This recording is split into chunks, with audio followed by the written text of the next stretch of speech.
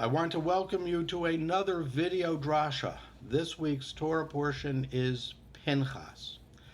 And I have to say that I've always felt that this Torah portion, or at least the first section of this week's Torah portion, is one that is very challenging to speak about.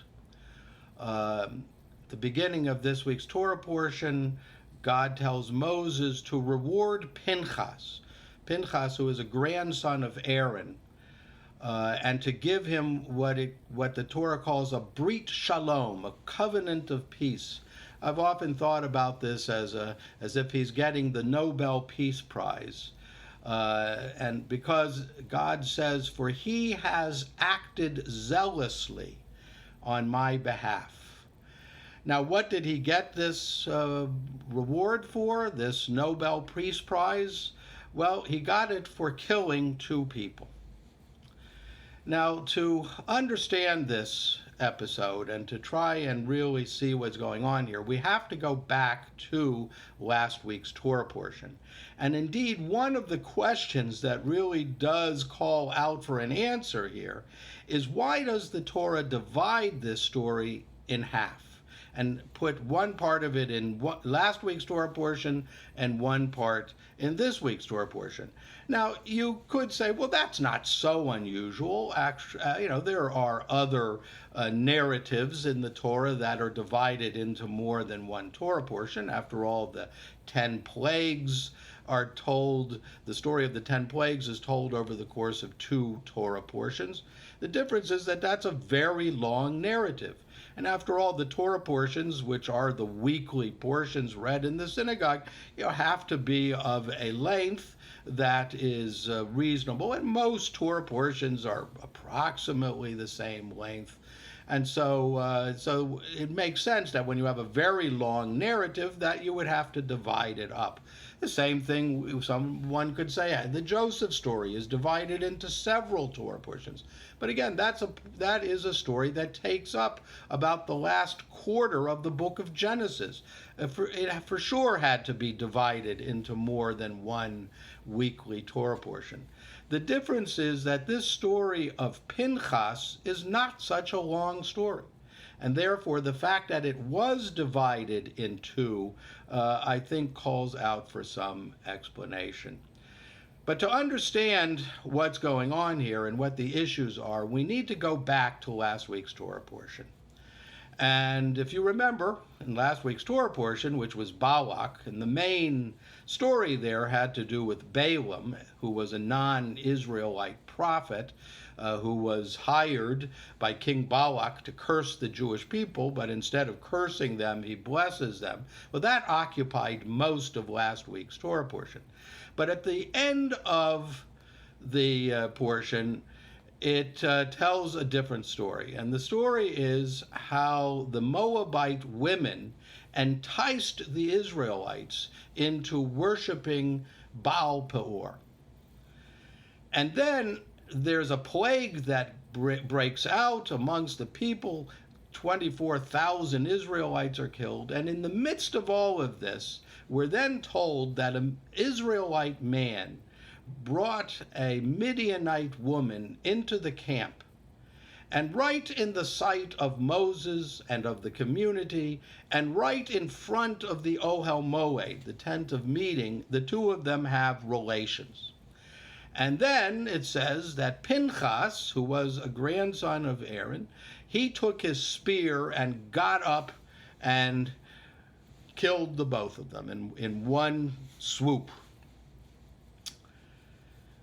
And then the plague came to an end. So on the face of it, what we seem to have is a story of immoral behavior, and Pinchas sees this immoral behavior going on in public, and so he gets up and kills the 2 of them. But that's not what is going on here, really. What's going on here is part of a much larger and a much more important story that has national significance and involves really existential and religious issues.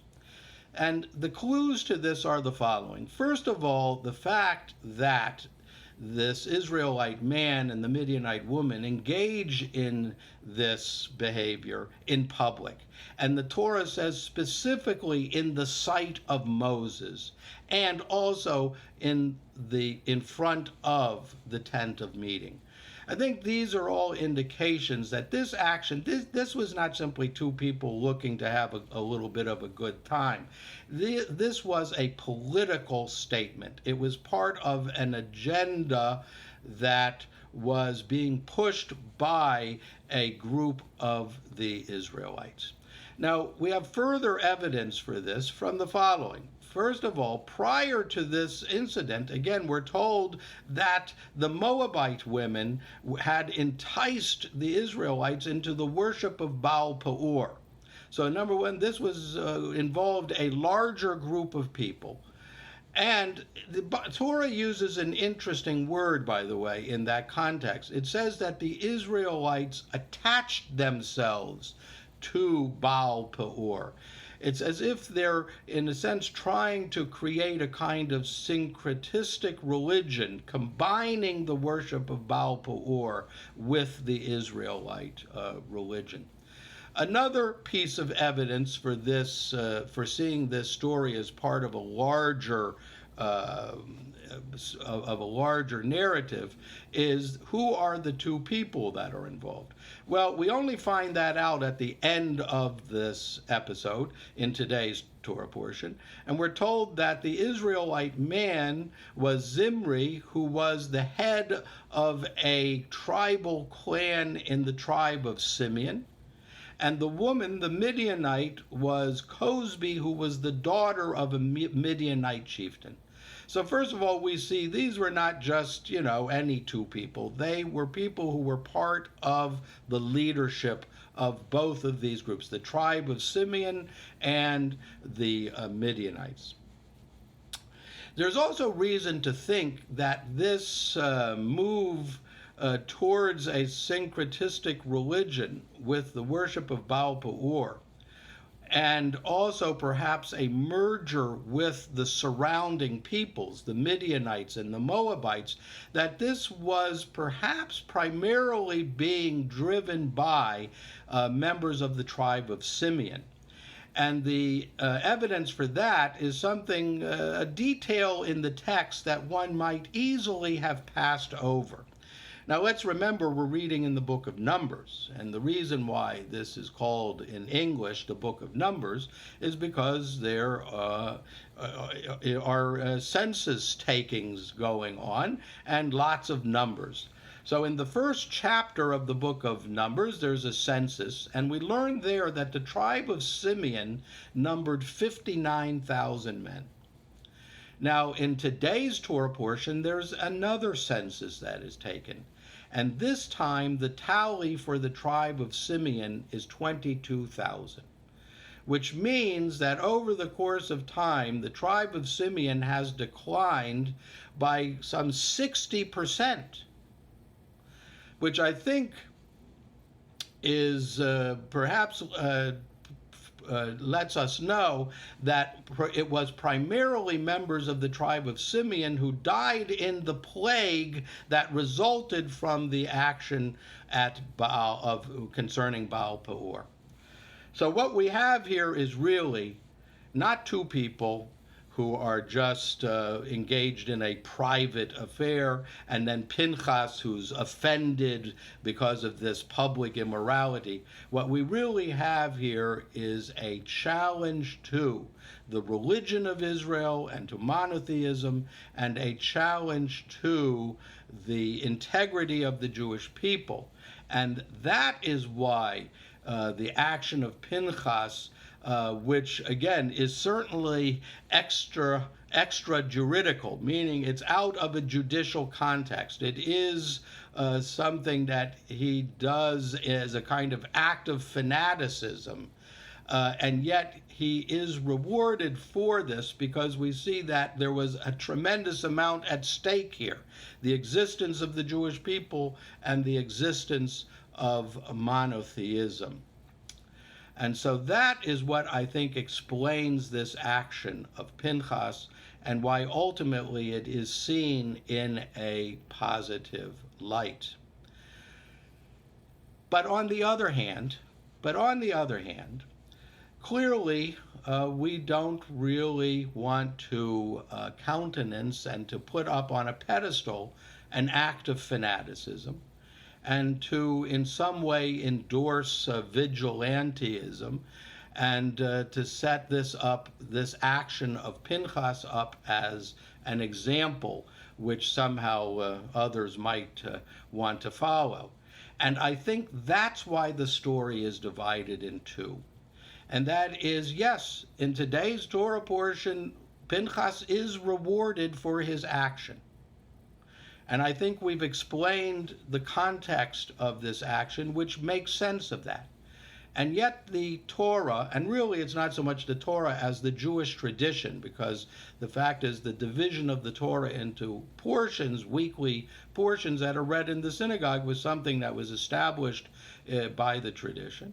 And so the fact that this story was divided into two, where the action was in last week's portion and the reward is in this week's portion, I think that is meant to lessen a little bit the connection between the two. The fact that Pinchas is rewarded, but remember, that was last week's Torah portion, what he did, that he gets rewarded for. So by cutting that connection, so that we're not reading in the same day, right together, the fact that he murdered two people in an extrajuridical fashion, and then he gets rewarded, the fact that those two things are separated and not read at the same time, I think is meant to lessen the extent to which his action is seen as praiseworthy and something that would be a model of behavior, which it really is not, except in the most extreme circumstances. So this is a difficult portion. It raises, I think, a difficult question about the fanaticism, which is something that unfortunately we're all too familiar with in the world today, and yet something that I don't think we usually would think that Judaism particularly countenances. And yet here we have an instance of it in the Torah. But I hope that the context that I've explained helps to make sense of this, and also the fact that we see how the story is cut in two as a way of trying to lessen the impact of this story. I hope that this lesson is one that we can all learn from. Good Shabbos.